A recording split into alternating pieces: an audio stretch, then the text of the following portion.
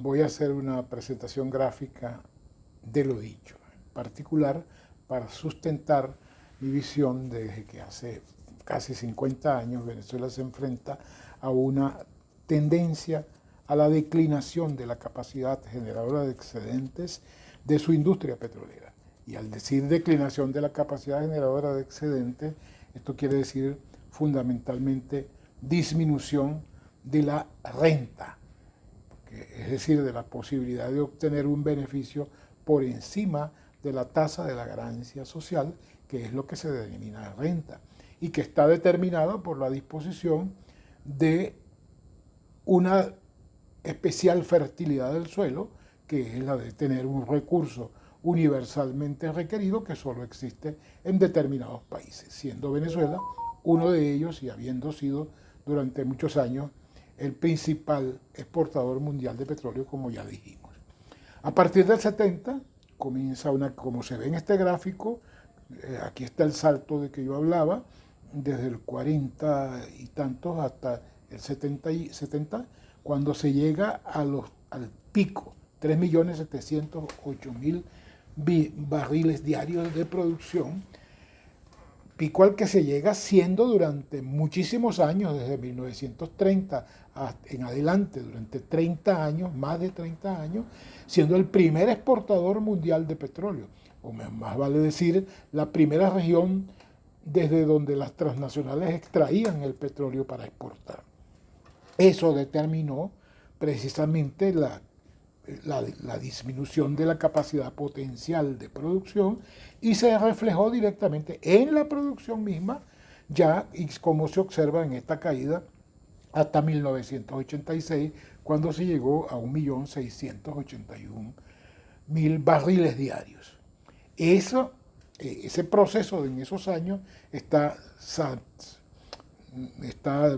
condimentado con la nacionalización, con la ley afectos a viernes de reversión, con todo un conflicto en torno a la posibilidad del desarrollo de la faja. Y el desarrollo de la faja va a ser protagonista en estas épocas de una expansión costosa, una expansión que no disminuye la tendencia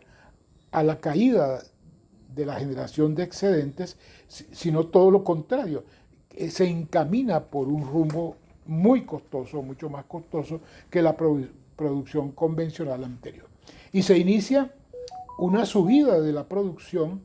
pero violando normas técnicas, violando la participación en la OPEP, desde luego determinando eso que los precios lleguen a caer en 1999 hasta un nivel de $7 el barril venezolano y West Texas el norteamericano. Todo ello en función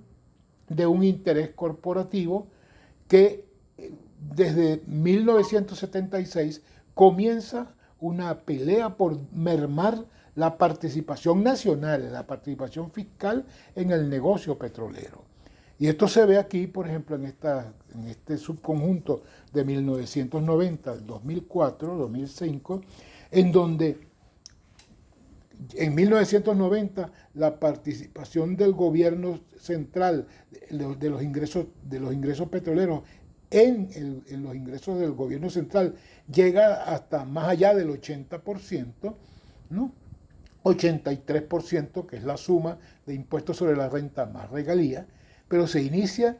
una declinación de ello precisamente por la circunstancia física, pero también por la política destinada a hacerlo, que lleva a eliminar el valor fiscal de exportación, que permitía aumentar y que hace que el impuesto sobre la renta caiga de 61% en el 90 a 12% en el 98. Todas estas circunstancias que nos puedo relatar forman parte también de la caída determinante de los ingresos del país. Esto se puede ver aquí también en su relación con los costos operativos netos del país. Es decir, los costos operativos netos, aquellos en donde se deduce la regalía y los impuestos y hasta la depreciación, sin embargo, todos esos costos crecen a partir de 1976, desde 17% en 1976, Aquí sí era una renta gigantesca la que se obtenía, hasta 84% en 1998. En el 2000 se hizo un intento con la ley sobre bienes afectos a reversión, con la ley de impuestos, de la nueva ley orgánica de hidrocarburos, perdón, y se trató de contener, se cayó un poquito la tendencia al crecimiento de los costos, pero ya en el 2006, al calor de la resurrección de los escenarios crecientes de la faja, los costos comenzaron a crecer hasta los niveles actuales, que están en 86,34%. Ingresos, costos netos después de deducidas regalías e impuestos sobre la renta. Esta circunstancia es la que agrava, pues. Aquí se ve la expresión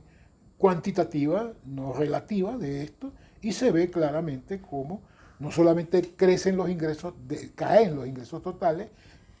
sino que lo que más cae es la participación fiscal, que es el taco rojo este que está aquí. Bueno, aquí hay algunos elementos que tienen que ver con eso, que es precisamente el abandono de los campos convencionales privilegiando el escenario faja. Uno de los indicadores de eso es la disminución de los campos completados, de las perforaciones completadas, que son básicos para mantener el nivel de producción en los campos convencionales declinantes. Son parte de la recuperación secundaria ampliada. Y aquí se ve que entre el 2012 y el 2016, los pozos completados en Venezuela, que es la línea final resaltada en rojo, pasan de 788 pozos a 171 en el 2016. Esto es también vinculado a la circunstancia de que tenemos 35.000 pozos en capacidad de producir, ¿no? Y sin embargo en 2012 producíamos solo por 17.465. En cuanto estamos a hoy, que ha caído la producción desde entonces, como vimos, desde esos 3 millones de barriles diarios, 2 millones y tanto de barriles diarios, a 400.000, a 500.000. ¿Cuántos pozos están en proceso de producción? Y eso está vinculado con la mínima utilización de la actividad de perforación que está registrada aquí en esta línea azul, que no tiene absolutamente nada que ver con el nivel gigantesco de los costos de operación, de los gastos de operación. Todo eso en función del sueño de que tenemos las reservas petroleras más grandes del mundo, cosa que se nos comienza a vender desde los años 70 y que siempre estuvimos sacándole cuentas hasta que se nos ocurrió en el 2005 hacer una supuesta certificación. Aquí se ve cómo esos planes 94-2000 que pensaban llegar en el 2002 a producir 5 millones, planes 98, 96 y 98, 5.600.000 y 5.800.000 en el 2008, todos en función de estos recursos que existen en la faja, pero que no son reservas, de 513.000 millones de barriles. Se hace entonces una certificación de reservas sobre una voluntad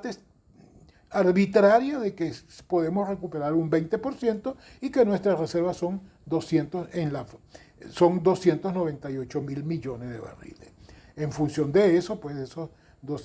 aquí 298.000 millones de barriles, comenzamos a registrarlo como reserva cuando se ve que realmente nuestra industria funciona en torno al 4% de esa cifra, que son 13.000 millones de barriles, 12.990, que son los que estamos en capacidad de producir actualmente.